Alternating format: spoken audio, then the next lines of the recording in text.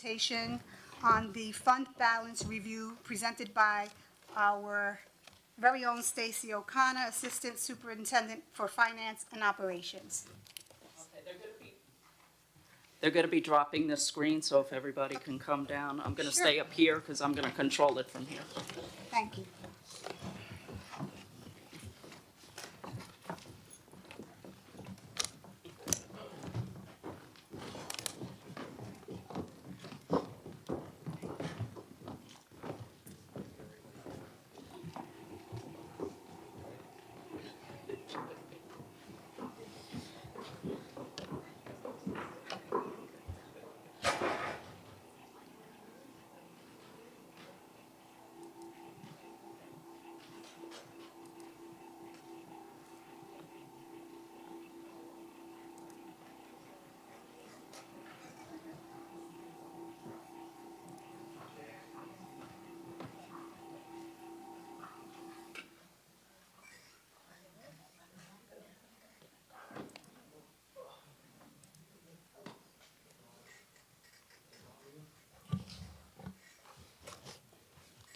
Okay, so welcome everybody. Thanks for coming out for this special presentation. We're going to talk about our fund balance review. You may have seen an article in Newsday recently talking about reserve levels at different school districts. We were certainly pointed out in that article. And it's true, our fund balance is where they reported it to be, but what they didn't tell you is how we got there and the why of what's there. So in order to explain that, I'll go over the foundation aid history.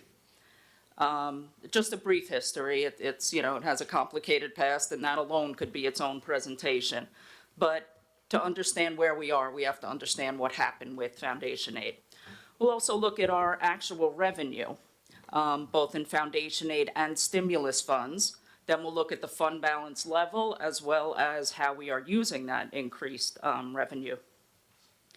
So what is foundation aid? It actually started in 2006, or the inception of it, or the thought actually started in 1993. It was a 13-year court case. It was called the Campaign for Fiscal Equity versus New York State. It was a case brought on by the New York City School District. It didn't initially apply to the entire state, but it was later expanded to include the entire state. So the ruling at the end of that court case, and again, so much happened in those 13 years, we're going to kind of, move past that. But it ruled that the state wasn't providing a sound basic education, not enough funding for school districts to provide a sound basic education for students.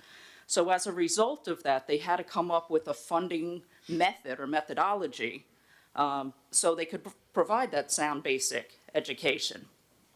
Today, for many school districts, not all, but for Brentwood for sure, foundation aid is a major source of our state aid. It actually accounts for 86% of our state aid from the state. So any change to foundation aid, which we'll talk about very briefly, that they're thinking about making a change to foundation, any change there could severely impact our revenue. So just briefly, we're not going to go over this, but what did that methodology look like for foundation aid? This is the actual foundation aid formula. If you can follow that, I give you a lot of credit. It's very, very difficult. One wrong turn or a plus, order of operations and all that, and it can change the number quite a bit. But that's what they are looking at changing, and that is the actual formula. So just to look at the history of foundation aid, the court case settled in 2006. 2007-8 school year was the first time we saw that foundation aid in our state aid runs. At that time, it was supposed to be phased in over a 4-year period. So we received foundation aid in 07-08 and 08-09. They did phase it in that second year. But then if we remember back to what happened in 2009, that was the start of the Great Recession or the double dip recession. So not only was foundation aid not phased in during that time, but it was frozen. So it was frozen for 3 years, as a matter of fact.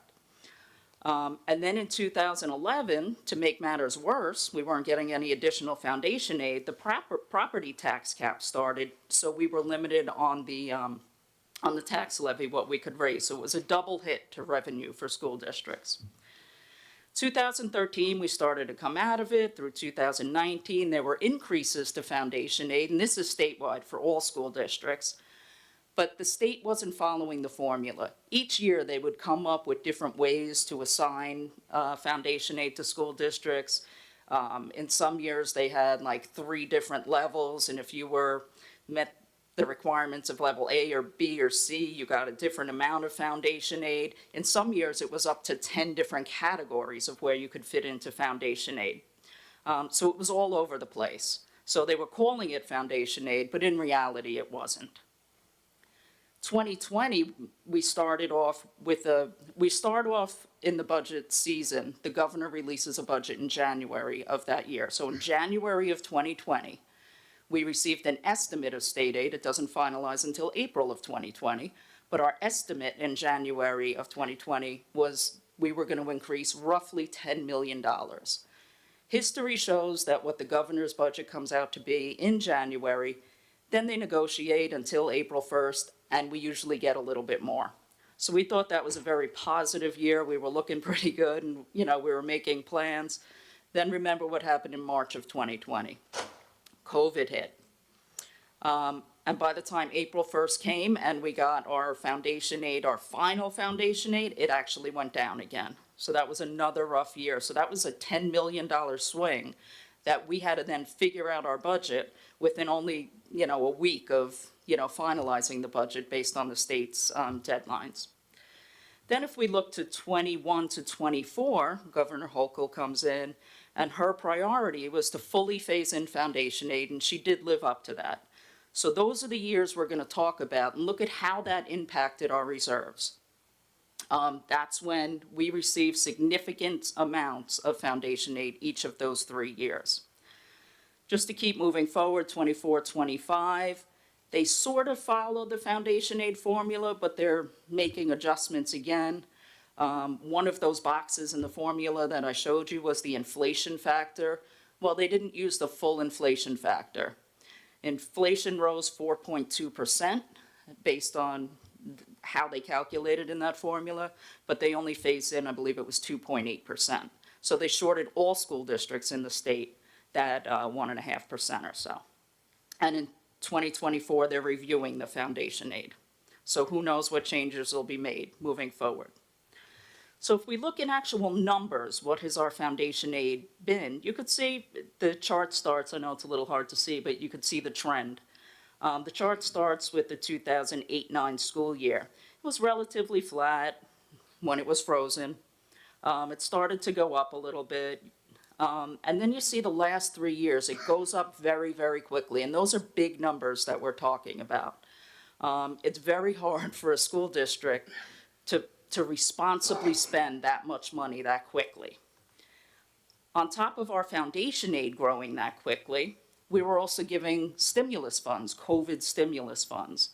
So I condensed it into just a few different categories. I know Dr. Leone has talked about the ESSER, the GEAR, the CARISA, the ARP. So I just put the 3 categories up here. But all total, that was another $64 million that we received during this time frame where we were receiving the additional foundation aid. So what did that do to our unassigned fund balance? This chart starts on the left at the 2009-10 school year. The dark line across the whole chart, that's the 4% mark. So you could see each year we were below or just at that 4% mark. So we were always in compliance. It's only the last 3 years on the chart where we started to receive significant amounts of money that we've gone above that. And we'll talk about that a little bit, how that plays out in the school district. But all along, we were in compliance. So during that time, we took advantage of having the money and saved the community money. We kept that tax levy the same every year. So you could see that here. The red line shows that we kept it flat at $111 million for the levy. The blue bar next to that shows what we could have levied each year, and we didn't. We did increase in 24-25. Why? Why did it make sense now when we have those reserves? Our budget is a little bit out of balance now, and I'll talk about that in the next slide. But I am very concerned about what the state is going to do reviewing the foundation aid formula. Like I said, it is our major source of revenue, and a little change could have a big change for us. The people reviewing the formula are called the Rockefeller Institute. They're appointed by the state, and pretty much all have worked for governors or worked for the state. There are really no private citizens, so to speak, or any representatives from school districts on that committee. So it's really being run by state people, and that's concerning. The state calls the formula outdated. It started in 2000, well, the court case was 2006, started in 08-09 foundation aid, the formula. But it was never used. How do they know if it's truly a measure of what school districts should get or not? It's really only in 23-24 that we could call it fully implemented, which for us it was fully implemented in 23-24. For higher wealth districts, they were getting more money than the formula gave them all along. So it was fully implemented plus for some school districts. But for us, I'm relating that to us, it was fully implemented. And any change to that formula, like I said, could impact us severely. One thing about the formula where I do agree it's outdated, some of the census material it uses is from the year 2000. So there are definitely little improvements we could use. The LEP counts haven't kept pace. Our district went to the CEP program, Community Eligibility Program. So part of that formula is our free and reduced lunch application amounts, our percentages based on applications. Once we went to that CEP formula, feeding all kids, it's a wonderful thing, but it actually hurts our foundation aid because we're just not collecting as many applications as we used to before.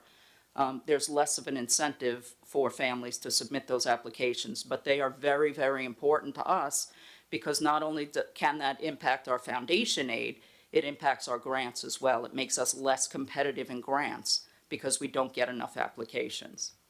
So that's a change that would be meaningful to this formula for all school districts because we shouldn't be based on some counts from the year 2000. We're a quarter century past that. So why else increase the levy? There's something called a compounding effect in math. On the chart on the right, the red bar shows what we actually levied. It was level for the first 4 years, and then it goes up in 24-25. The pink bar shows had we levied to the limit every year, how much we would be on the levy. Nearly 124 million as opposed to 114 million. We had the money to support that, and it's wonderful, and we were fine in those years. Moving forward, you can't regain any of that money, or you could regain very little of that. So that's money's lost. If we keep on that pace and our foundation aid stops growing, where we could possibly be looking at problems in the future. So that's why we're starting now, just to situate us properly for the future, thinking of the future. And when I say we are a little unbalanced on our budget, that's because our budget increase in 24-25 was $42 million. Our state aid increase was only $20 million. So we are hitting that fund balance to maintain the programs that we had. We knew this was going to happen. The stimulus funds are ending. We had programs that we had to move into our general fund budget. So we were prepared for this. We situated ourselves, unlike maybe some other districts, so we can maintain everything. So this was to some degree planned to help us move forward healthy in the future and to be responsible to the community, to our students, to the programs that we started for them. What else did we do during that time?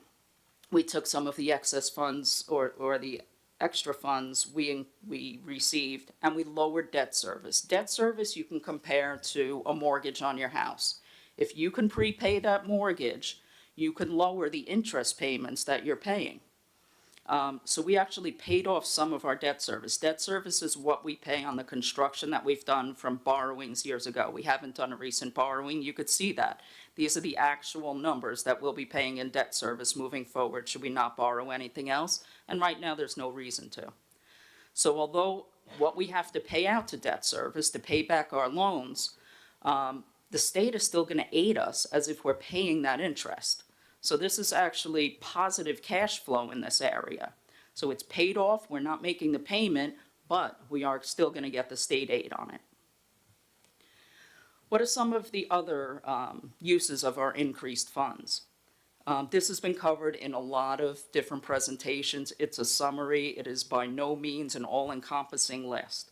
So we went to the 9-period day for all secondary schools.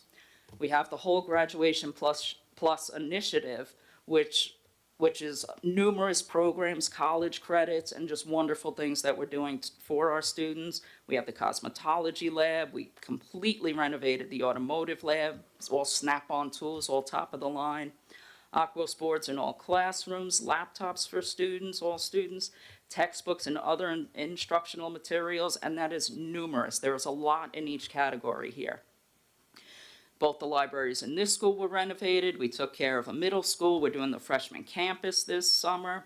All of our gym floors, we knew we had to remove the logo from the floor, so we did. We're doing the last few gym floors this year, this summer. Parking lots everywhere. We've done just about all of our parking lots except in this building. That's because we have some trenching for the solar. The reason we moved from the administration building today is because we're doing their parking lot. Science classrooms, we did many at the middle schools. We're doing, 7 or 8, I believe, at the high school this summer. Playgrounds at all elementary schools, really all schools except the high school. They don't really have playgrounds. But the freshman campus got the Ninja course, all the middle schools got that, all the elementaries got new playgrounds. And of course, our FACS, Family and Consumer Science classrooms, all of the kitchens have been renovated. This was Jerry Chang when we told him that we're doing a lot of construction in this building this summer. He went right to his map. He had to figure out where he could put summer school. The building administration have really been great partners with Buildings and Grounds to get this done. We know we're inconveniencing people. It's all for good, but it's just been wonderful. I see Elias out there, what we did to his school, closing down 3 major areas at once, but it's well worth it, and I thank you so much for that, and really all of the principals, thank you. Here is what the administration building looked like yesterday. It's even more torn up today. So we started tearing up all of the sidewalks, the parking lot, so that whole lot will be new. We're expanding parking there as well. Here are some blinds that we're replacing. You could see we've certainly had them long enough. They need to be replaced, so that will all be taken care of. You can see new shades on the left. Here's some ceilings that we're replacing. Last year we did right outside the auditorium here, so you can see that as you exit the auditorium. But there's a picture of a hallway. We just did this, actually we did that one during the school year, during one of the breaks. So that's what it looks like when our ceilings are down. We regrid it, we put the tiles up, new lighting, new emergency lighting. It's very bright. Our hallways have never been brighter. Classroom ceiling replacement, so there again, we're taking down the grids, putting up the ceiling tiles and the lights in many, many classrooms. These are the locker rooms right here outside of Ross, so we have the, outside of the auditorium in the Ross gym. So those locker rooms are going to be completely renovated. We've done quite a bit of work in the Sonderling locker rooms as well. This is the Ross cafeteria, so we're still right here. We're also doing 2 middle school cafeterias this summer. So that is also gutted. You could see designs we're putting up on the ceilings. I had in previous presentations shown renderings of what that's going to look like, and it's just modern lighting, clean. It's just patterns with tiles on the floor. Just great stuff coming. The college room patio addition. So that was just like a little grass field, I guess, right outside the college room. So we put down those paver patios, those blue windows or panels on the right. They're going to be removed. We're going to put a door over there. That's actually where the college room is, where those windows are. New windows, and students will be able to exit there. We'll put some tables in there. It's actually in a courtyard of the school down by DiPietro, so that'll really give it the college feel as they're looking at what college they may want to pursue. Here is the Sonderling Gym air handler, so we are air conditioning that gym. So they're working on that. The Ross High School tennis courts, the before is on the left, the current is on the right. We're adding 2 extra courts there. We're actually turning the direction of the courts. Those courts were facing east-west. That's not really good for tennis because somebody's always looking into the sun. So they'll be oriented in a north-south direction. And tennis is really growing with our students. We had a champion last year. So we needed the additional courts, and we're going to put pickleball lines on that as well, which is a very hot sport right now. We added some parking in the back of the Ross by the pool. All middle school lobby bathrooms are currently being renovated, and they were old. They really needed it, so all middle schools will get those bathrooms renovated. This is the North Middle School auditorium, still in progress. The seats are in now, so this is only a few days old, but the seats are in now, but it still has some work to go. Those panels on the side, you can kind of see the brown over here. That was the wrong panel, so we're waiting for the new panels to come in. Stage improvements, we had some really, really old electrical boxes on those stages. We're upgrading all that, the lighting again. Seems to be a theme, but we're going all LED, all bright, high efficiency. And I just want to thank you, the community, the Board of Education, for the confidence and the support you give to us and you've shown us. Both the buildings and ground staff. This is a lot that we're undertaking right now, and just thank you for giving that opportunity.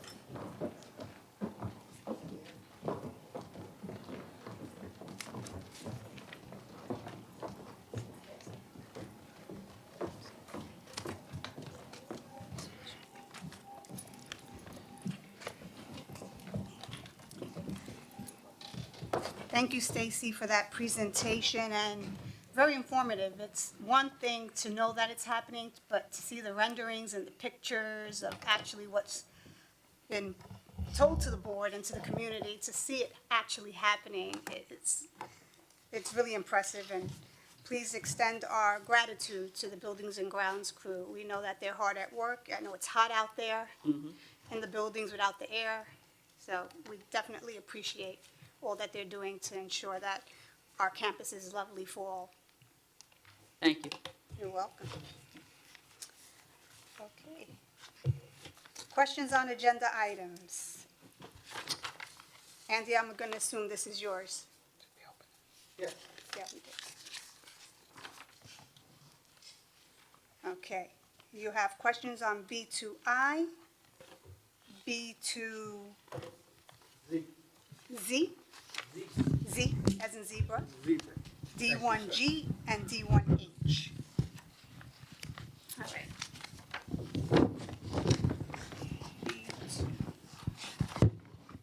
B2I.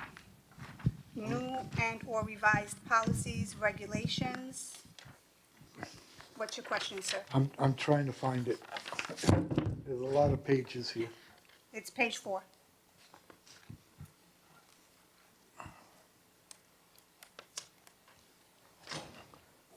What did I say it was? B2I? B2I. I. Oh, policies. What is the change in the voter registration for students? We have to do some education of students on voting, and we have to talk with our special education population as well to ensure that they know they have the right to sign up for voting as well. As long as they're of age, right? They can sign up at 16, although they won't be able to vote until 18. Okay. And what about board offices? What's the policy change on that? In other words, what's the policy change on all four of those? I don't have that redlined version in front of me. I would have to look at the red line. I can give you, Can I you could get back to contact me you on tomorrow. that? Can you get back to me on that? Yes. Okay, thank you. And Z, let's see what Z was. Geese control. Geese control. Have you seen the track? Have I seen the crap? Have you seen the track? Yeah.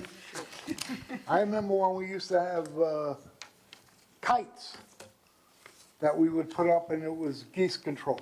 You know, I mean, it's not a lot of money, but geese control? It's a service we've used for a number of years. It's humane, the geese do not get hurt. I've seen our kids play sports and they go down on a field and they come up with, it's not pretty. I understand, I Yeah. understand. So it's worked out the past few years and I think it's great for the kids. And again, no geese are hurt, they just get chased away. Because we used to have a thing that would fly around like a hawk, Yeah, we had that for a while and it kept the geese away.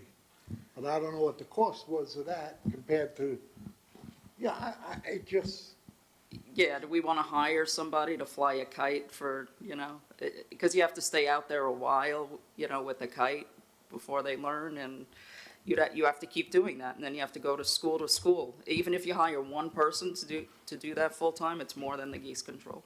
and what does the geese control do? They have a dog that they let out that's very efficient, and again, it's a border collie, so all it tries to do is chase them. It doesn't catch them, it doesn't hurt them, and it's quick, a lot quicker. But you still need to hire someone to keep the collie.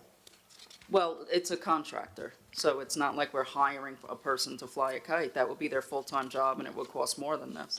All right, just ask. Okay. D1G, Do I have right? another one in there?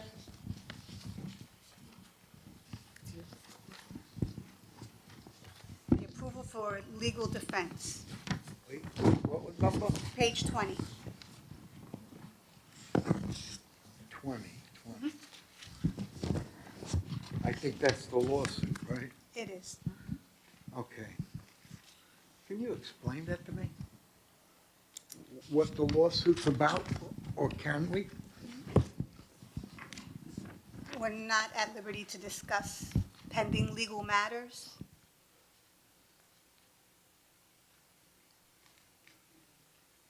Can't even explain it? I'm not asking.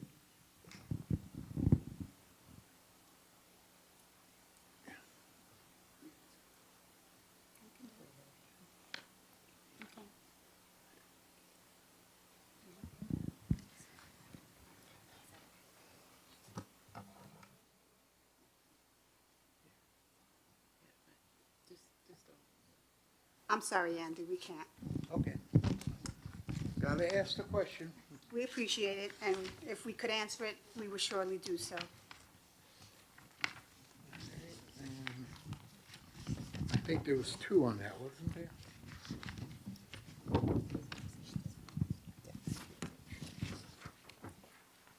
I will just say, if you read it, it's kind of a little bit self-explanatory if you read it. If you read the resolution, you can kind of ascertain what it is. I just can't go into detail about it. Okay.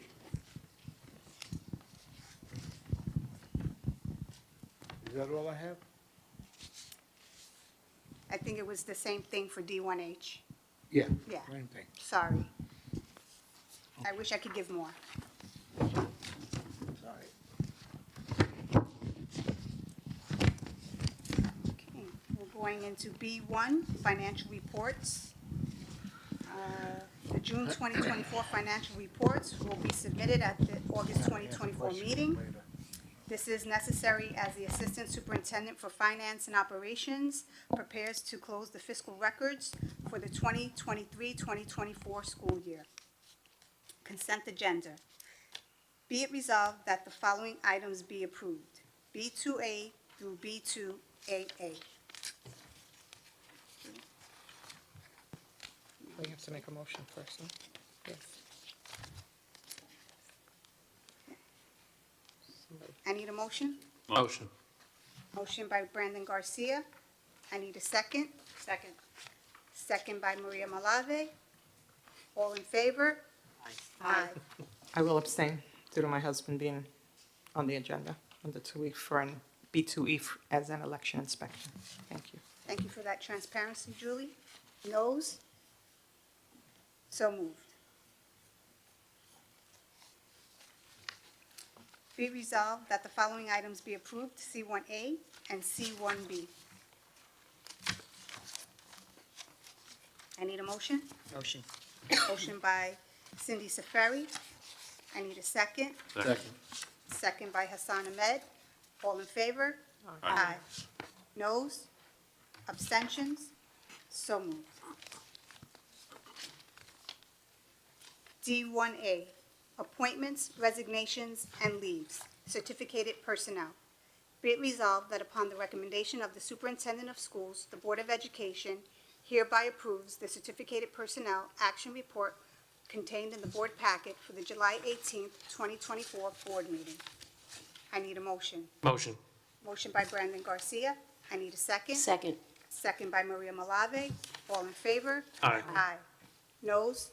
Abstentions? So moved.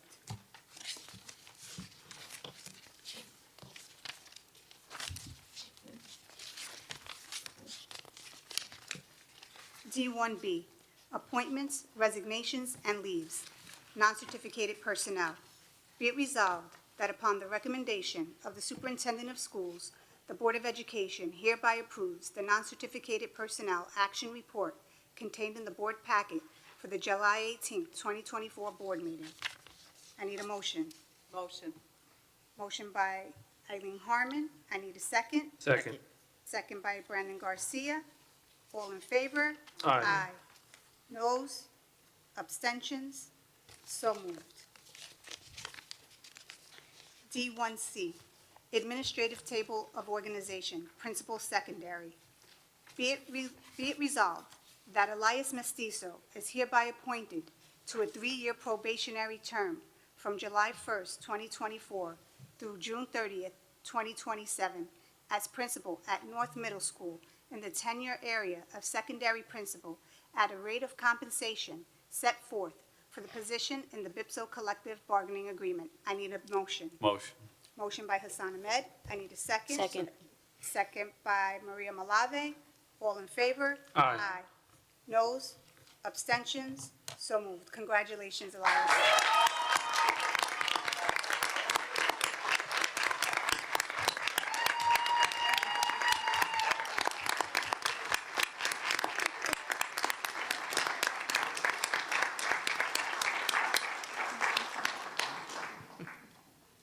D1D, Administrative Table of Organization, Principal, Secondary. Be it resolved that Reynaldo Latorre is hereby appointed to a 3-year probationary term from August 12, 2024 through August 11, 2027, as principal at Brentwood High School freshman campus in the tenure area of secondary principal at a rate of compensation set forth for the position in the BIPSO collective bargaining agreement. I need a motion. Motion. Motion by Eileen Harmon. I need a second. Second. Second by Cindy Safari. All in favor? Aye. Noes? Abstentions? So moved. Congratulations, Ronaldo.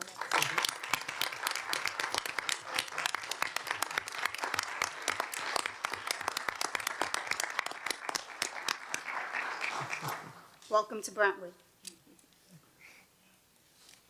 D1E, Employment Agreement.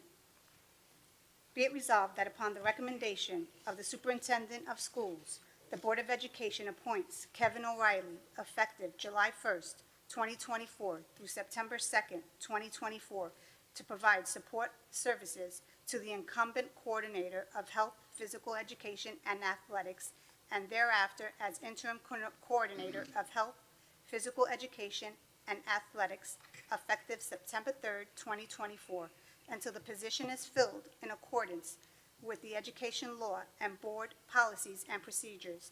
And be it further resolved that the board president is authorized to execute an employment agreement with Kevin O'Reilly dated July 18th, 2024, which agreement has been reviewed by the Board of Education. I need a motion. Motion. Motion by Eileen Harmon. I need a second. Second. Second by Brandon Garcia. All in favor? Aye. Noes? Abstentions? So moved. D1F, Last Chance Agreement. Be it resolved that upon the recommendation of the Superintendent of Schools, the Board of Education hereby approves a last chance agreement dated June 20th, 2024, between a certain staff member, Local 237, City Employees Union International Brotherhood of Teamsters, and the Board of Education of the Brentwood Union Free School District, and that the President of the Board of Education is authorized to execute the last chance agreement on behalf of the district. I need a motion. Motion. Motion by Cindy Seferi. I need a second. Second. Second by Brandon Garcia. All in favor? Aye. Noes? Abstentions? So moved.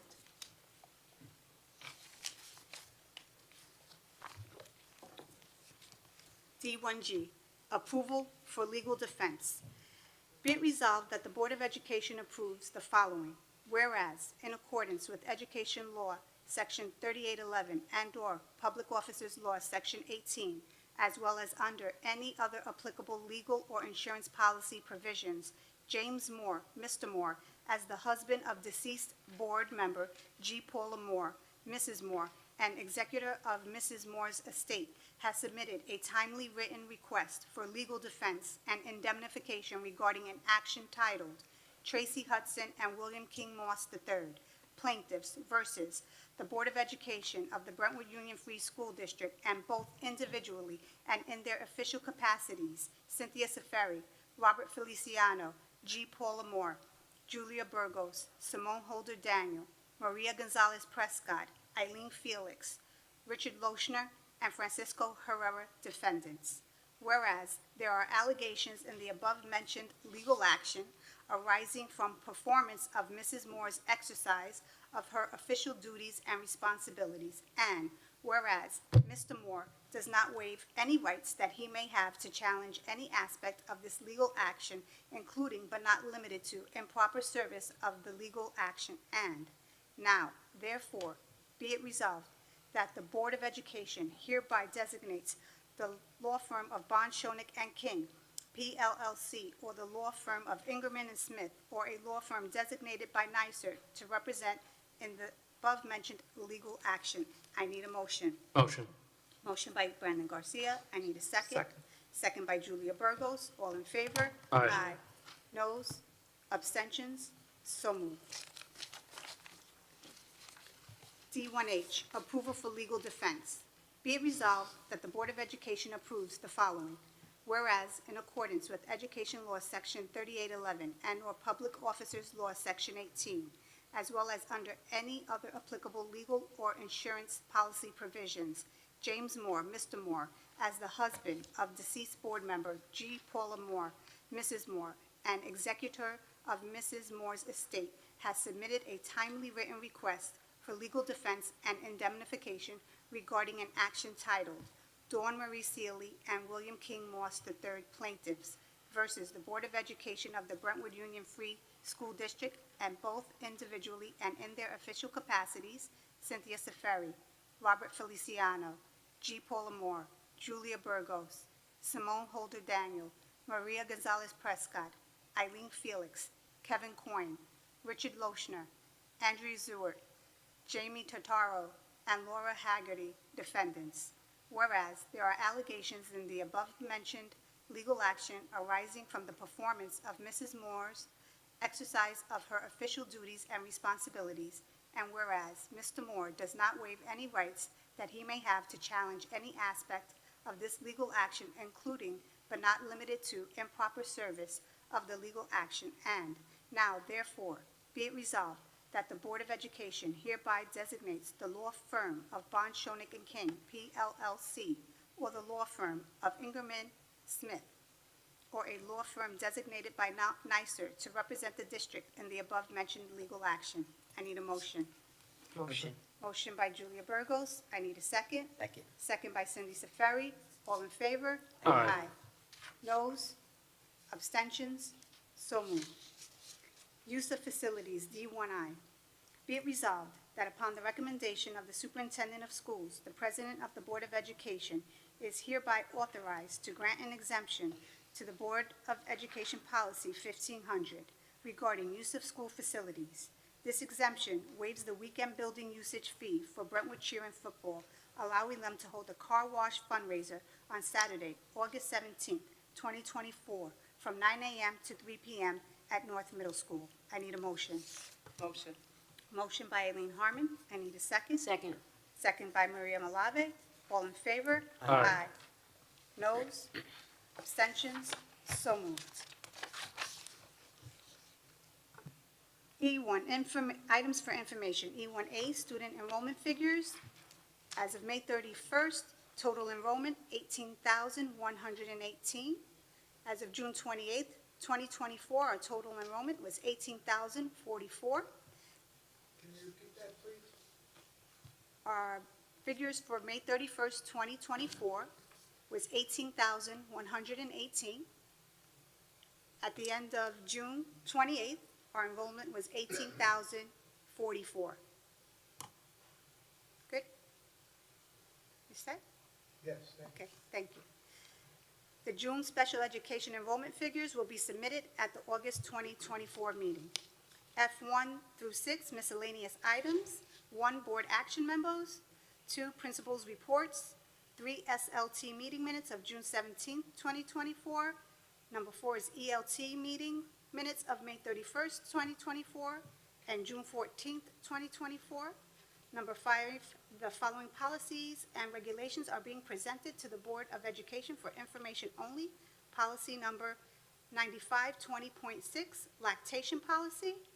And number 6 is Board of Education business meeting will be held on August 15th, 2024.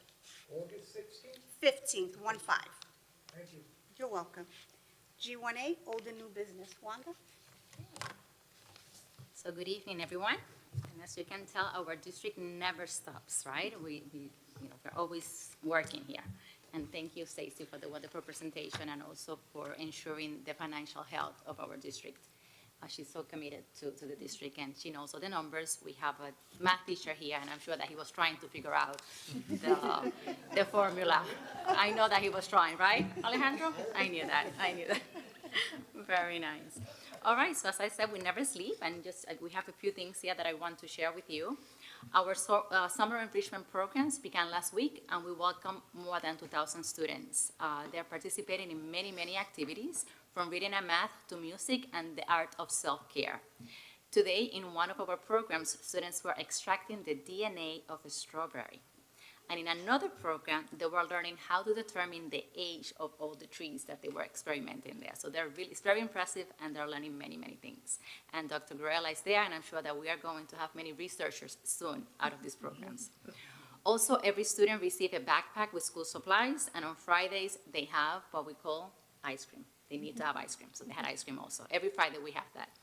I want to take this opportunity to thank the Cabinet, the Office of Funded Programs, the Curriculum Office, the Bilingual Office, HR, the Performing Arts Office, IT, and Production for the dedicated efforts in preparing this program. So thank you. I know Candice is here, and Ivania probably someplace around there too, and Maria too, and Vincent too. I think he's here too as well. Special thanks also goes to the administrators, the teachers, and all the staff who are working over the summer here to ensure that our students are engaged in many activities. It definitely takes a village, right? And I love the fact that every time that I go to a school, I get free hugs, especially from the kindergartners. They love hugs, oh my God, and I love that too. There's room for our Moving On to Middle School program. This program is going to start on July 29th until August 2nd. So please contact Maria Rodriguez or Dr. Snell at 434-2511 or 434-2464. We have plenty of room there right now. Also, Byron McRae, our security director, in coordination with the community relations officers and Cops and Kids of Long Island, is starting the Youth Police Academy for students ages 13 to 17. And this program is going to start August 15 until August 30th at the Brentwood High School. For more information, you will see the announcement tomorrow on Facebook on our page, but you can also call 631-949-4810. And as always, we encourage our students to read over the summer. Approximately 500 students stopped by our Books Home event that we had here a few weeks ago. And once again, the Office of Language Arts has displayed reading resources on our website. So please ensure that your students are entering the program. We have a new program, it's an ebook program called Sora, where students can actually read books online, and that app is actually on their computer. So make sure that that is being done as well. And thank you again to Trish and to Aaron, I think that he's here, for what you have done to ensure that our students have resources during the summer. We also want to remind the community that anyone under the age of 18 can actually stop to receive free breakfast and lunch. We have a few locations. It's West Middle School, North Middle, Lower Park, and East Elementary. So make sure that you stop by to get breakfast and lunch. Special thank you to Nancy Padron, right, and Patty Hilton also, who's working, and the wonderful ladies that we have working right now, that although it is very hot, they always have a smile for the kids and the community members. Also, in preparation for next school year, we have at Central a teacher. Her name is Maciel Ramirez. She's going to work with us Monday through Friday from 8 o'clock to 1 p.m. to assist, to 1 p.m. to assist parents to enroll in Parent Square and Parent Portal. This year, our students are going to have access to the schedule through the Parent Portal, but they have to make sure that parents are entering the emergency contact information. I am going to send a message to Parent Square, and it also will be posted on the website to teach parents on how to enter the portal so the students can get their schedule later on. Candice will help me with that in the coming week. And also the district is going to host a hiring fair Wednesday, July 31st from 1 to 6 here at Brentwood High School. And we anticipate vacancies for food service workers, school monitors, bus monitors, health aides, teacher aides, and security guards, and calling clericals. So please stop by as well. And what else do I have here? We have also an exciting program here through YES for grades K through 5 at Southwest Elementary School. We're going to run an after-school program free of charge for parents. It starts at 3:20 until 6:20 p.m. This is going to be posted next week, and it's free of charge as well. So make sure that you look for that information on our website, on our Facebook also page. And that's it. Okay, you're welcome. Lots going on before we Yes. even get back into the groove of the new school year, right? Absolutely, and we can wait. Oh, the facilities, as you know, Stacy displayed before, they are wonderful. And we can wait to have our students back, and when they see that college room, I'm so excited for that. I keep talking about the pavers that are there and the door that is going to take them there and the applications that they will have to write as well. But I'm very excited about all the changes. Thank you so much. Thank you. Do we have any questions from the audience, the folks at home? The chat room is open. Have at it, Andy. Okay. Want to get the mic so that it registers and the folks at home can hear you? The first one, I'll yell it out. Okay. The work fair that you just mentioned, is that in Ross or Sonderling? Right here. Ross. Ross Building, okay. Ross. Okay. The information boards that we have in front of some of the buildings, there was no information about this board meeting being moved. All right, I went to the administration building, and I sat in the car and waited until about 1:15, and then I started to leave because nobody was answering the door or the bell. And one of the ladies who was leaving the administration building, I stopped her in a car and she told me it's at the high school.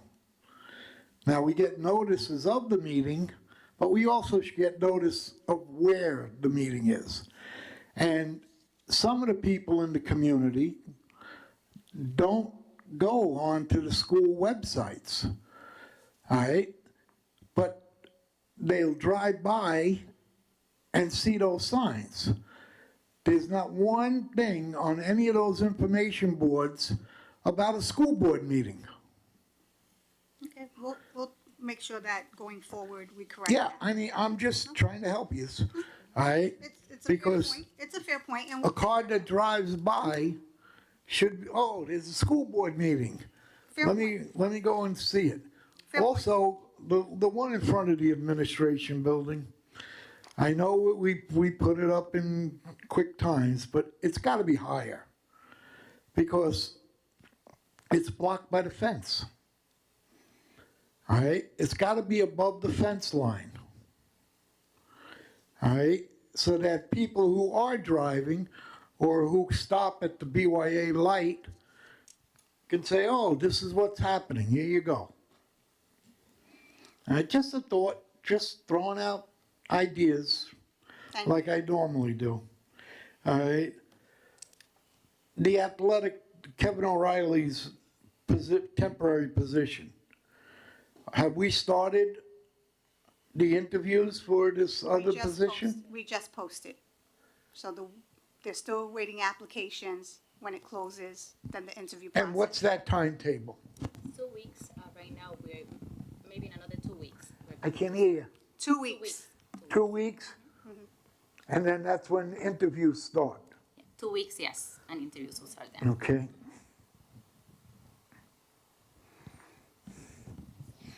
Yeah, all right. Last month, I brought up the fact of the mascot. I talked with the superintendent. She assured me that she would contact one of the schools that are suing the state about this because we should join forces with them. Just like we joined forces with the other districts on the foundation money and other deals.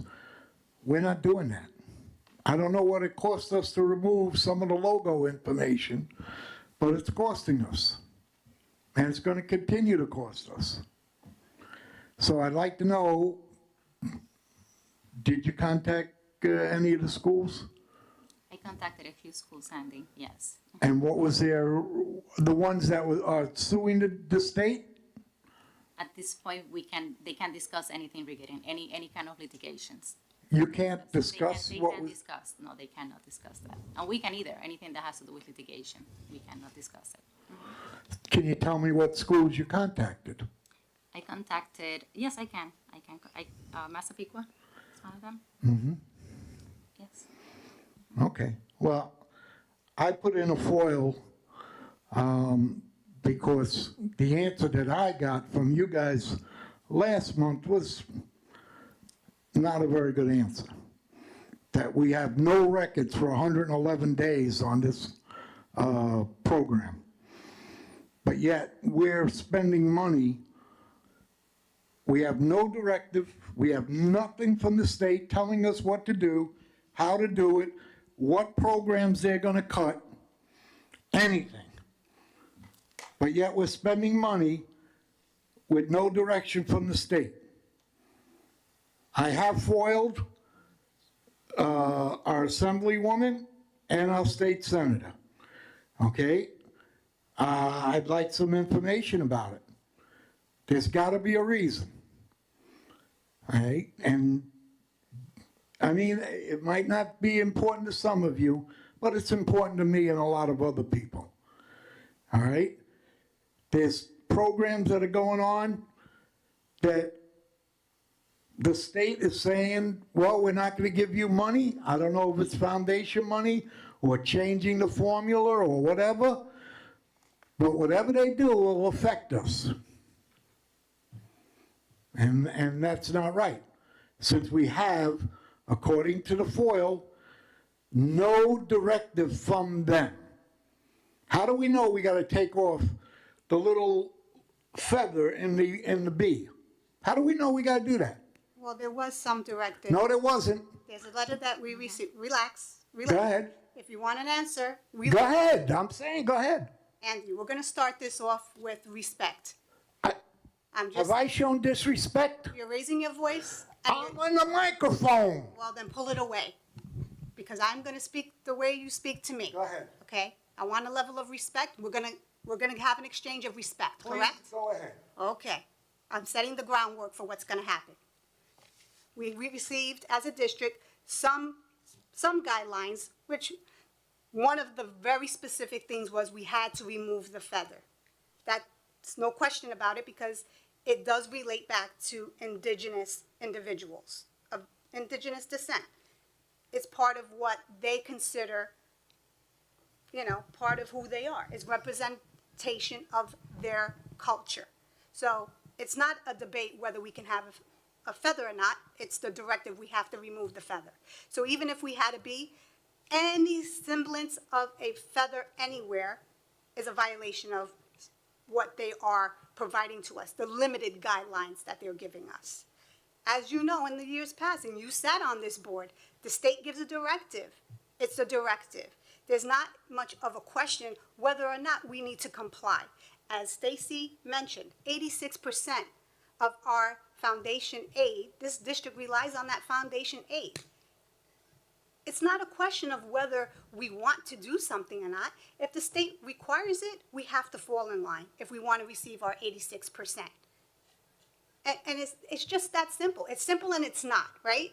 It's simple and it's not. We I understand realize what you're that saying. the mascot issue is sensitive for many. It's sensitive for people on this dais. If we didn't have to do it, do you think we would be going through the lengths that we have if we didn't have to do it? And maybe it's not a popular answer to say why we didn't join with Massapequa. The expense that it would cost us, just having an honest conversation, the expense that it would cost us to go through litigation, to ultimately have to do all of it anyway. If there was any semblance that we would be successful in that quest, we would jump at it as we have in the past. But we know that this is a losing battle. And whether we want to admit that or not is another thing. And it's not because this board is weak, because we've taken the bull by the horns on many of occasions. But you're trying to put a square in a circle. And this is just a reality. We're living in reality of what we know is going to happen, whether we like it or not. And that's what it is. And we can write as many letters. It's not going to change the final outcome. And I know people out there think that if we do this letter campaign, it's going to change the outcome. I assure you, it's not. It's not. And so here we are, making the changes necessary. Because we have to.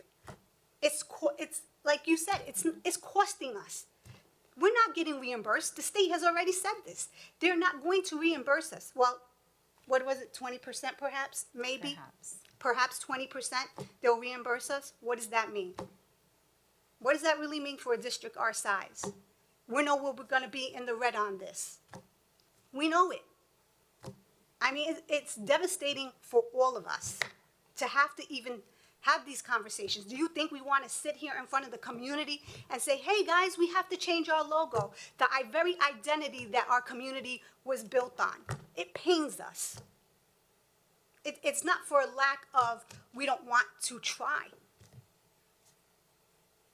If the state is telling you something and you don't comply, what's the explanation to the families who are going to be affected when we don't get our 86% and we don't have buses for our students? We don't have, we can't pay our teachers. What's the excuse then? So we want to stand on this conviction, but we have to see the forest through the trees of what standing on that conviction will cost this community. And Andy, I just want to let you know that after I spoke to you, I dissected that letter that I received. I'm sorry? That after I spoke to you, I dissected the letter that we received from the state, trying to find something there that we can at least keep something, right? Well, how come when I gave the FOIL, No, I did right, it after I spoke to you. and I got back the answer that in 111 days, all right, because you're supposed to get it back, I believe, in 30 days, and then it was postponed, and it was postponed, and then it was postponed a third time. And then I receive a letter that the school district has no correspondence with the state. I read this to you last month. No, we have the letter from the state, the information from the state, The FOIL asked that for, everyone received, the the document, FOIL asked the for regulations, right? It's We- not- all, any and all It's a memo. correspondence with the state What we had. in reference to our logo. So, That's all I'm Yes. saying. Explain, yeah, that it's. So You Andy, guys told me, all right, we have no correspondence. So Andy, I asked you, please, I asked you last month, has anybody asked the state what exact programs would be affected? but that wasn't the context of the letter they sent us. No, that was the question I gave last month. Right, but then there wouldn't be an answer, so there wouldn't be anything because there's nothing about programs. It's a monetary, it's your state. You just said we might lose buses. I'm equating it if we, what I'm. let me I rewind. understand you So gave an if we example. lose our 80, it's a hypothetical, right? I'm giving an example. If we lose 86% of our foundation aid, what does that look like? Lose programs. We can maybe not afford to pay for transportation. That was an example of things, not a concrete of what we would lose. And what I said last month, have we asked anyone from the state to come down here and see and talk to us about which programs that we might want to consider getting rid of? No, nobody's done this. Well, why would we do that? Because we don't want to lose any programs. Did we fight for how many years to get the foundation money? Absolutely. Okay? Same thing. Asking questions is not a bad thing. But why would we ask the state what programs we should lose without funding? Why would we, they Right. don't know us. That would be a board decision. That's right. You hit it right on the head. They don't know us. But yet they're telling us what to do. As per usual. Yeah, But they're there are also many paying. unfunded mandates. This is yet another. Okay. Can anyone tell me how many students are in the high school? Yes, 4,800, How much? 4,800, 4,800? 4,800. Correct. And that counts ninth grade? No, No. some, Or that's in the Ross Sondling? some ninth graders, not many. Most of the ninth graders are at the freshman campus. In the freshman center? Yeah, campus, So in the Ross Sondling, there's 4,800? yes. Okay. And how many classrooms do we have? Do you know offhand? If not, please get back to me, We can get that for you. okay? Do you And want I think I individual- just have do you one want- more. Andy, do you want individual, Voss and Sonderling, or you want it combined? Or I both? don't care. Okay. I just want to know You how what? many, I'll give you both and then I'll give it all to you. thank you, How about that? all right? Wait, I gotta put the glasses back on, I can't read anymore. It's tough getting old.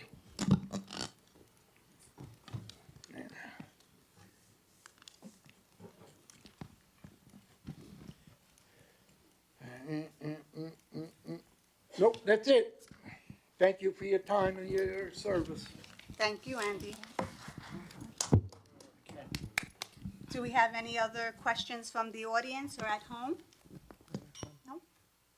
Board, do we have any questions, comments, concerns? Just one shout out to my mom. It's her birthday. Oh, Happy birthday, Mom. happy birthday, Kim. Happy birthday. Many, many more. I need a motion to adjourn the meeting at, where's the clock? 9:10. 9:10. Motion. Motion by Hassan Ahmed. I need a second. Second. Second by Julia Burgos. All in favor? Aye. Aye. Opposed? So moved. Have a great night, everyone. Good night.